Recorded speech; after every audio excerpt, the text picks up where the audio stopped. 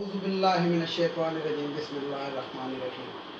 Viewers السلام علیکم. میرا نام سید احمد سمیع ہے اور آپ دیکھ رہے ہیں سید احمد سمیع یوٹیوب چینل. ویورز کافی دنوں سے میں نے کرونا وائرس کے بارے میں اپڈیٹ دینا کم کر دی تھی. وہ اس کی وجہ یہ تھی کہ روز روز جو تعداد وغیرہ میں اضافہ ہوتا تھا تو میں کافی دل برداشتہ تھا، لیکن آج دل برداشتہ ہونے کے باوجود میں آپ کو کرونا وائرس کی اپڈیٹ اس لیے دے رہا ہوں کہ خدا کے لیے ہوش کے ناخن لیں. اس سے بڑی بات نہیں کر سکتے کہ بس خدا کے لیے ہوش کے ناخن لیں. تو کرونا وائرس کی مریضوں کی تعداد پاکستان میں 66,457 اور آخری 24 گھنٹے کے اندر 2,429 کیس رجسٹرڈ ہوئے ہیں. اور آج سب سے آخری 24 گھنٹے میں جو اموات ہیں وہ ریکارڈ اموات ہوئی ہیں کرونا وائرس سے 78، کیونکہ 24 گھنٹے میں آخری 24 گھنٹے میں 78 اموات واقع ہوئی ہیں. اور ٹوٹل جو 24 گھنٹے کے اندر ٹیسٹ ہوئے ہیں وہ 12,020 ہوئے ہیں. اور اس طرح ٹوٹل ٹیسٹ جو اب تک ہم کر چکے ہیں 5,32,037. تو ویورز یہ تو تھی 24 گھنٹے کی اور ٹیسٹوں کی معلومات. اچھا، اب میں اس کے اندر ایک چھوٹی سی بات آپ کو بتا دوں کہ چھٹیوں کی وجہ سے ٹیسٹ کم ہو رہے ہیں اور مریضوں کی تعداد میں اضافہ ہو رہا ہے اور اموات بھی زیادہ ہوئی. تو شروع کرتے ہیں. 66,457 مریضوں کی تعداد. ٹوٹل اموات جو اب تک واقع ہو چکی ہیں 1,395. ریکورڈ مریضوں کی تعداد 24,131. سندھ میں 26,113. پنجاب میں 24,104. اسلام آباد میں 2,192. بلوچستان میں 4,087. کے پی کے میں 9,067. آزاد جموں کشمیر میں 234 اور گلگت بلتستان کے اندر 660. تو ویورز یہ ایک ہوش شربہ اضافہ جس کو آپ کہہ سکتے ہیں. اس کی وجہ یہ ہے کہ ہماری بے احتیاطی اور ہم لوگوں نے جو اس کو بالکل ہی جسے کہتے ہیں کہ اگنور کیا اور اس کو مذاق سمجھا، تو اس کا خمیازہ اب ہم بھگت رہے ہیں. اچھا ویورز، ادھر میں ایک بات آپ کو بتانا چاہتا ہوں کہ اگر لاک ڈاؤن کے علاوہ کاروبار بھی کھلا رہے اور مریضوں کی تعداد میں بھی اضافہ نہ ہو تو اس کا ایک طریقہ ہے. میں نے کافی ریسرچ کی ہے اس چیز کے اوپر اور اس کا صرف ایک ہی طریقہ ہے، اور یہ حکومت امپلیمنٹ کرے یا نہ کرے، یہ جو ہمارے پاکستانی عوام ہیں ان کو چاہیے کہ وہ اپنے گھروں پہ اس کو لاگو کر لیں. مثلا خواتین کا بازار جانا بالکل بند کر دیں. اس کے اوپر بالکل خواتین کے اوپر لاک ڈاؤن لگا دیا جائے. اس کی وجہ کیا ہے کہ عید کے دنوں میں خاتون جا رہی ہیں کہ فرض کریں کہ کوئی کپڑے جوتا خریدنے کے لیے، تو ایک خاتون، ان کے ساتھ ایک پڑوسن باجی اور 4 بچے، اور لینا کیا ہے جا کے ایک دوپٹہ یا ایک جوتا. تو ویورز یہ جو ہے ایک جسے کہتے ہیں کہ ہوش شربہ اضافے کی وجہ یہ خواتین بھی بنی. اچھا، خواتین جب بازار جاتی ہیں، بازاروں میں جاتی ہیں اور اس طرح جاتی ہیں، جو میں نے آپ کو بتایا کہ لینا ایک دوپٹہ ہے یا ایک جوتا لینا ہے، لیکن اس کے ساتھ 6 یا 7 افراد کو لے کے جاتی ہیں. تو اسی طریقے سے یہ جو کیونکہ پاکستان کی آبادی ایک ینگ جنریشن یعنی کہ جسے کہتے ہیں نیو بلڈ، ینگ بلڈ کے اوپر مشتمل ہے. یعنی کہ پاکستان دنیا کے ان ملکوں میں آتا ہے کہ جس کی 70% آبادی نوجوانوں پہ مشتمل ہے. تو جب یہ 7 سے 8 خواتین اگر بازار جائیں گی تو ان کو 2 سے 3 نوجوان بھی دیکھنے کے لیے آئیں گے جنہوں نے کچھ نہیں لینا. تو اس لیے میری عوام سے، میری حکومت سے اپیل ہے کہ خواتین کو جب تک یہ کرونا وائرس اور ملک قسم کا مرض پاکستان میں موجود ہے، خواتین کے بالکل بازار جانے پر پابندی لگا دی جائے. تو ویورز یہ تو تھی وہ بات. آج میں نے آپ سے 2 موضوعوں پہ اور گفتگو کرنی ہے. ایک میں نے یوم تکبیر کے حوالے سے عوام اور ویورز کو بتانا ہے کہ یوم تکبیر ایکچول کیا چیز ہے اور یہ کس لیے، اور یہ دھماکے کس طرح ہوئے اور یہ کس نے کرائے اور کیوں کرائے. اور دوسرا میں آپ کو چائنا اور لداخ کے بارے میں، جو میں اپنی پچھلی ویڈیوز میں بھی بتاتا رہا ہوں، اپڈیٹ دوں گا.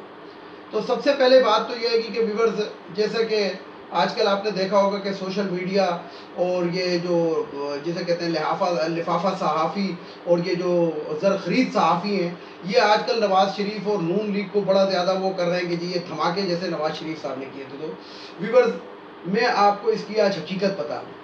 سب سے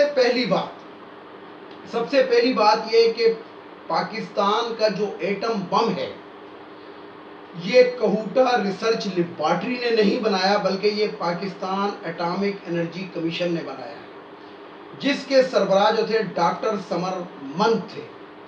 اور گو کہ یورینیم جو افسردہ کی تھی اور جو انتہائی درجے کے اوپر جو افسردہ کی گئی تھی، بلکہ دنیا کی جسے کہتے ہیں کہ ڈینجرس ترین اس کے اندر جو اس کو ہیٹ کے اندر لے کر آئے تھے وہ ڈاکٹر عبدالقدیر خان صاحب ہیں.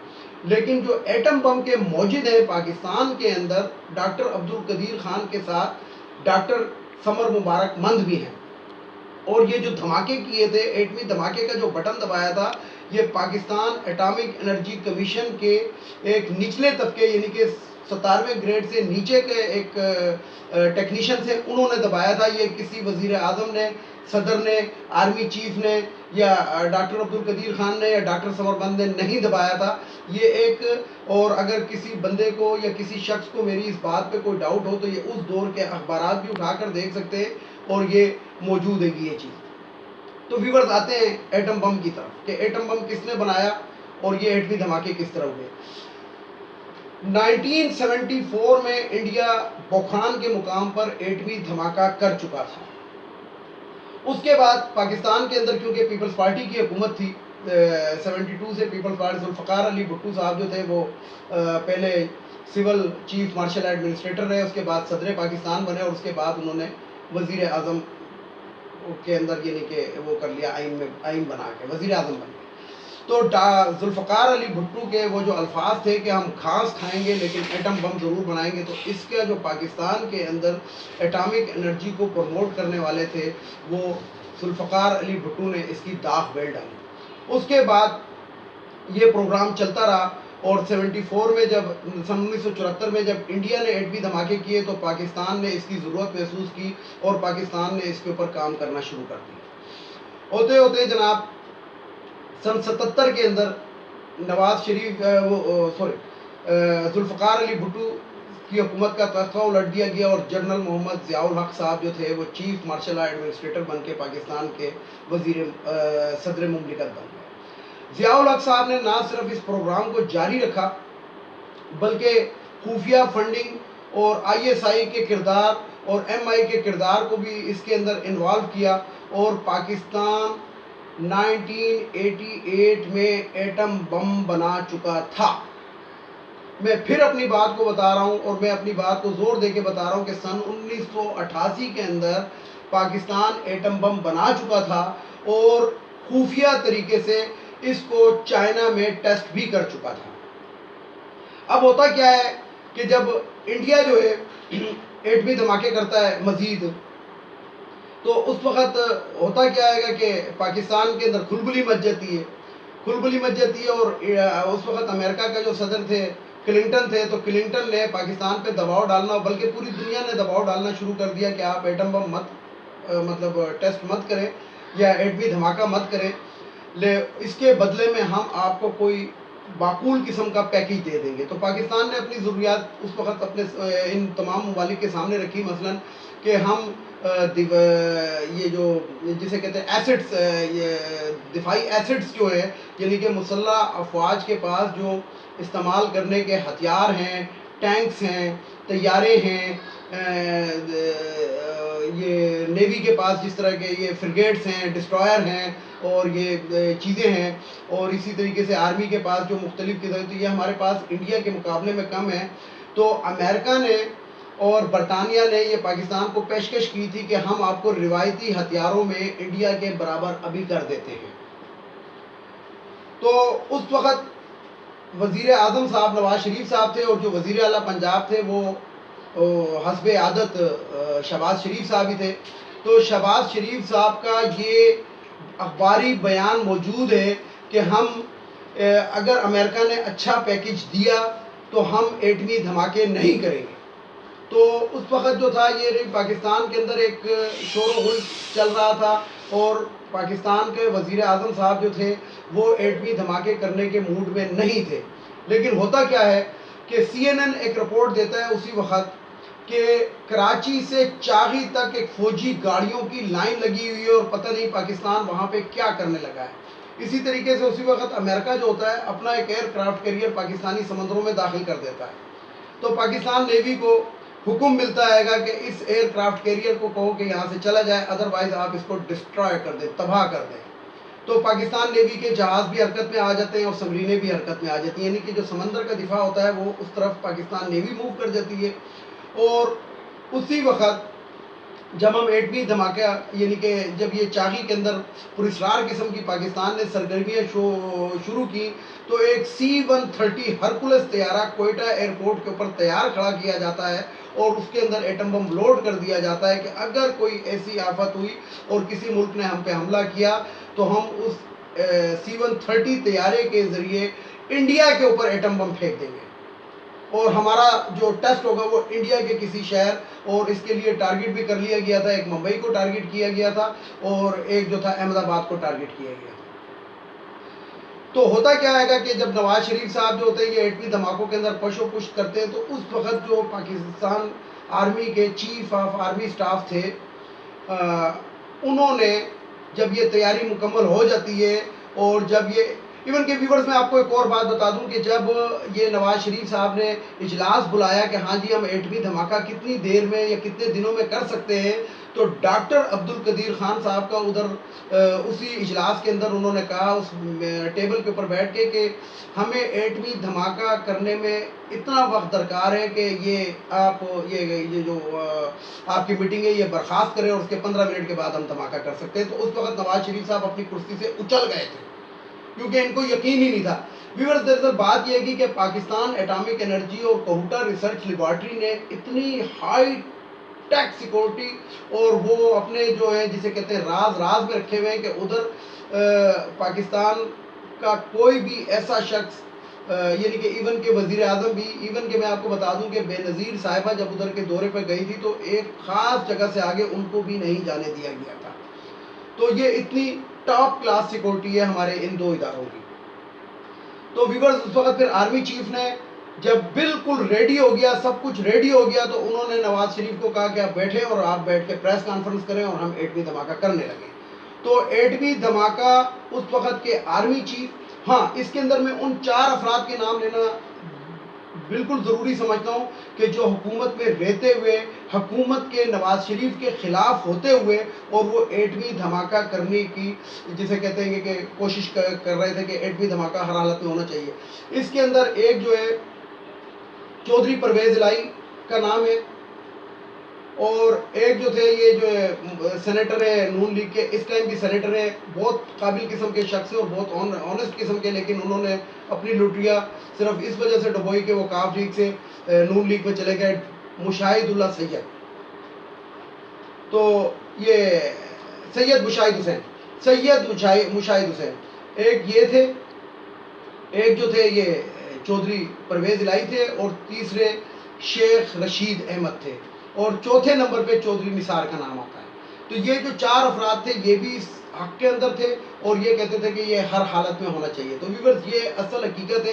یہ جو آج یوم تکبیر ہم منا رہے ہیں، پچھلے دنوں ہم نے منایا ہے اور اس کے اندر جو نواز شریف صاحب وہ یوں کر کے اور وہ پرانی ریلیں اور پرانی ویڈیوز چلانا شروع کر دیں کہ انہوں نے کوئی ان کا ایٹمی دھماکے میں نہ ہاتھ ہے یہ اور نہ ان کا کوئی وہ ہے. ایون کہ جس ٹائم پاکستان ایٹم بم بنا چکا تھا 88 کے اندر، اس وقت یہ ویلڈنگ کی دکان پہ لوہا بیٹھ کے کوٹا کرتے تھے. تو ویورز یہ تو تھی وہ بات. اب آتے ہیں کہ چائنا اور انڈیا کے لڑائی کی طرف، جنگ کی طرف. تو ویورز جیسے کہ میں آپ کو اپنی پچھلی ویڈیوز میں بھی بتاتا رہا ہوں اور میری بات حرف بحرف سچ ثابت ہوئی ہے، اس ٹائم چائنا نے لداخ کے تقریباً پورے لداخ کے اوپر قبضہ کر لیا. اب یہ ہماری سمجھ لیں کہ نااہلی سمجھ لیں، کمبختی سمجھ لیں. دراصل ہمارے ملک کے اندر ہمیشہ سے جو وزیر اعظم، جو منتخب وزیر اعظم، یہ جو سیاسی بیس کے اوپر نئے نواز شریف، بے نظیر یا زرداری صاحب یا ये जो थे यूसुफ रज़ा गिलानी साहब, ये कठपुतले वज़ीर आज़म हो सकते थे। इन लोगों ने हमारे मुल्क को वो नुकसान पहुंचाया जो पहुंचा नहीं सकते। अगर मुशर्रफ साहब ने जिस टाइम कारगिल के ऊपर कब्जा किया था और 13 दिन जो मुशर्रफ बजाते खुद कारगिल के अंदर बैठे रहे, आज वही चीज़ चाइना इंडिया के साथ कर रहा है और इंडिया कुछ भी नहीं कर सकता। उस वक्त भी इंडिया कुछ नहीं कर सक रहा था क्योंकि टॉप के ऊपर पाकिस्तान की फौज बैठी हुई थी और श्रीनगर की जो हाईवे थी वो हमारी फायरिंग रेंज के अंदर थी और हम जो थे सियाचिन ग्लेशियर को भी उससे काट देते श्रीनगर से, और उसके बाद सियाचिन ग्लेशियर के अंदर जितने भी फौजी थे उनको हम जंगी कैदी बना लेते हैं इंडिया के जितने भी, बल्कि हम इंडिया की बहुत बड़ी तादाद फौजी तादाद को हम जंगी कैदी बना लेते। लेकिन उस वक़्त जो हमारे वज़ीर आज़म जो अपने आप को आजकल तो चोर कहलवाते, पहले पता नहीं क्या कहलवाते थे, तो वो अमेरिका जाते हैं और ट्रंप के सामने जाके लेट जाते हैं कि मैं अपनी फ़ौजें वापस बुलाता हूँ। यानी कि देखें हमारे मुल्क के वज़ीर आज़म ने हमारे साथ कितनी बड़ी गद्दारी की। वही वज़ीर आज़म जब तीसरी दफ़ा वज़ीर आज़म बनता है तो वो कहता है कि बम्बई के हमले हमने कराए थे, कुलभूषण के बारे में एक लफ्ज़ नहीं कहता। इवन के इसके जो शुगर मिल था जिसको ये जिसके केस के अंदर भी ये उसके अंदर तकरीबन 250 मुलाजमीन इंडिया के जो रॉ के एजेंट थे वो उसमें मुलाजिम होते हैं। तो ये मैं व्यूअर्स एक ही बात कहूँगा कि ये हमारे कानून की बहुत बड़ी जिसे कहते हैं कि सकम है हमारे मुल्क में, कानूनी सकम, कि इस तरह के गद्दारों को जो सरेआम डिक्लेयर्ड हो चुके हैं और सरेआम जिसे कहते हैं कि आवाम के सामने आ चुके हैं, लेकिन अभी तक हमारा कानून बेबस है इन ताकतवर लोगों के सामने। और ये इसलिए 4 हफ्ते का के लंदन जाते हैं और 6-6 महीने के बाद भी आते नहीं है, बल्कि आ ही नहीं रहे। या तो या इनके प्लेटलेट्स इतने डाउन हो गए थे कि ऐसा लगता था कि इजराइल अलैहिस्सलाम कमरे के बाहर खड़े हैं, और या फिर अब कोई मौका ही नहीं है। अब तो अपनी पोतियों के साथ सोशल मीडिया पे वो वीडियो वायरल है कि पोतियों के साथ किसी कैफ़े में बैठ के कॉफ़ी पी रहे हैं। तो व्यूअर्स ये मैंने जो आपको बातें बताई कि लद्दाख के ऊपर चाइना का पूरा कब्ज़ा हो चुका है, सकम के ऊपर चाइना का पूरा कब्ज़ा हो चुका है, और चाइना जो है अब ये जो नेपाल और भूटान के दरमियान में जो जगह है जिसके ऊपर उस पर भी चाइना का दावा है वो भी वापस लेने के पर तोड़ रहा है। तो व्यूअर्स ये तो थी वो बातें। अब इसके अंदर इंडिया जो है अपने ऊपर से ये जिसे कहते हैं बददुआ दाग मिटाने के लिए शायद पाकिस्तान पर हमला कर दे। ये मैं अपनी पिछली वीडियो में भी बता चुका हूँ और वो तैयारी भी कर रहे हैं। दूसरा राफेल तैयारा इंडिया हासिल कर चुका है और वो इंडिया पहुँच चुका है।